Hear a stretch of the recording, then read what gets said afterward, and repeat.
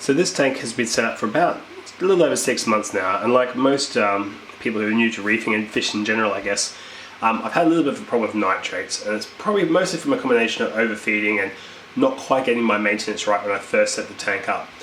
Now I've been trying to really ramp back the feeding. I feed frozen mysis every sort of second day and flake in between. I've taken to rinsing the mysis in water, and the nitrates have come down, but they're not quite where I wanted. So, you know, I've done lots of reading online, and refugiums are one of the things that, particularly with the bigger reefs that you see, are almost a must-have sort of thing for tanks. Obviously, with the Evo 13.5, there's not a lot of space in as it's an all-in-one tank to try and fit one in. So what I did was I looked at using one in the second chamber. So in the first chamber, I've got an intake filter basket. So I'm running filter floss, some Chemi-Pure Blue, and I've got some media in the bottom. In the second chamber, I've got a couple of temperature probes, which you can just see here. These tie into a device I'll show you later on, which is actually keeps track of the temperature and basically raises an alarm to my smartphone if the temperature in the tank goes outside of the preset parameters. Now in here is actually where the Chaeto sits. So I've got the Chaeto growing in the basket I've 3D printed. Now I've designed the basket in a few ways. One is I use a HD Prime 16 light. So I wanted to make sure the basket sat low enough that I could still have the light in the second chamber, so it's in there. And you can also see I've also got my auto top up feeding into that second chamber as well. So the basket's designed to sit in there. Now for those of you who've got this tank, you may notice if you look in the second chamber, there's a little ridge or rim about 2 inches off the bottom of the chamber. So this basket sits neatly on top of that, and that's how it's been designed. So what I'll do now is I'll shift the light and the auto top up, and I'll lift the basket out so you can see it, and then I'll show you the light shortly after.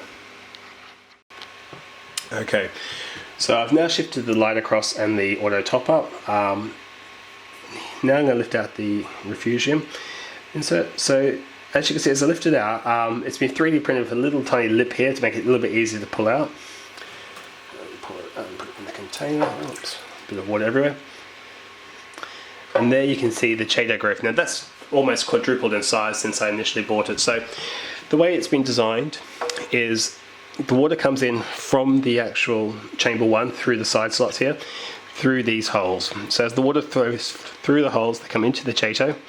It's blocked on the other side. The water's forced down through a set of holes in the bottom, and I've actually left a slot in here for some filter floss. Now in the first print, I've made this a little bit tight, so the floss is a little bit squished in there. Now the purpose of this floss is obviously not for the primary filtration that happens in chamber one.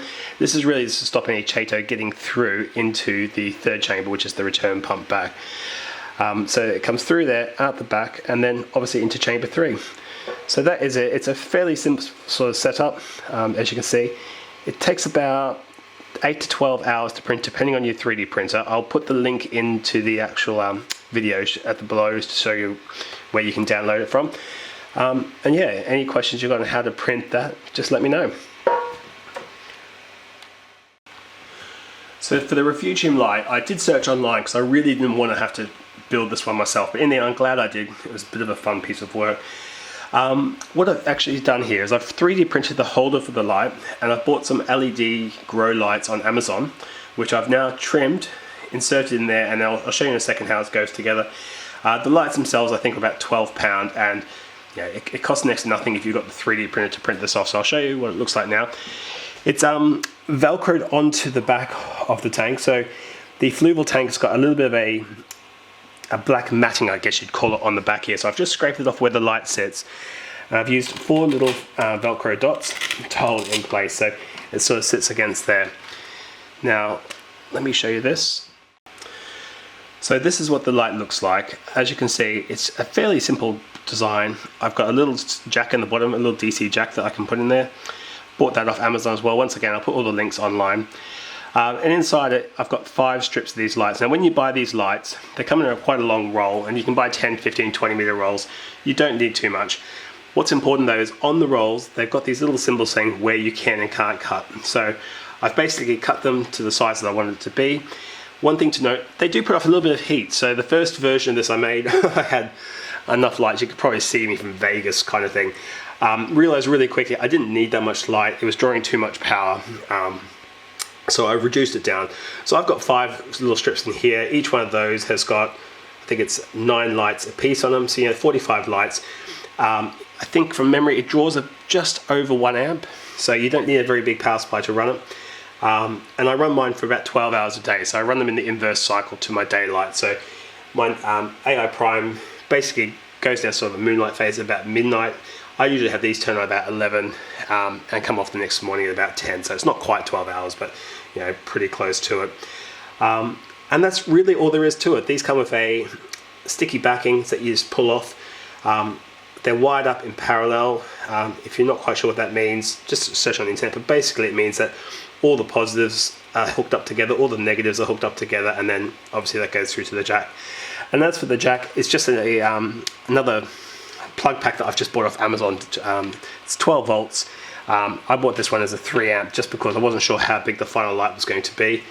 The math for the light, I'll put in the actual formula as well, so you can figure out what sort of power pack you need in terms of ampage. But overall, it's a really cool project. The big question is, has it helped my nitrates? The answer is maybe. I think it definitely has. The Chaeto itself has grown. Like I said, it's probably quadrupled in size since I put it in there, so it's obviously pulling some nutrients out of the water. The nitrate readings have gone down, but like I said, I've also been doing a lot better job of actually feeding the fish a lot less. So I've been a lot less generous. It's not such the buffet that it was previously. So I hope you enjoyed that. Like I said, I'll put the links to the actual 3D files for printing the light fixture and to the actual Refugium chamber box into the description. If you've got any questions on how to build this, or you're trying to build one yourself, please do share the photos. And hopefully if you like the video, please subscribe. I'm going to do a few more videos around the Fluval tank, show you some of the accessories I've got and some of the things and tips that I've learned in setting mine up, because I've made an awful lot of mistakes. But hey, that's half the fun of fish keeping. So thanks for watching, and speak to you again soon. One final thing, I thought I'd better show you what it looks like when it's turned on. So this is what it looks like when it's turned on. As you can see, there's very minimal light seepage from the back. The fact that the Velcro keeps it off a couple of mils off the back allows some of the heat to come out as well. It doesn't get very hot at all, but it does allow a little bit of airflow, which I like around the lights. You can sort of see inside the chamber as well, so you can see the Chaeto in there. And you can sort of see, the light comes through quite nicely from the back. It doesn't go into the rest of the tank, so I'm not having algae problems in chamber 1 or chamber 2 from having too much light, which is nice as well. So there it is.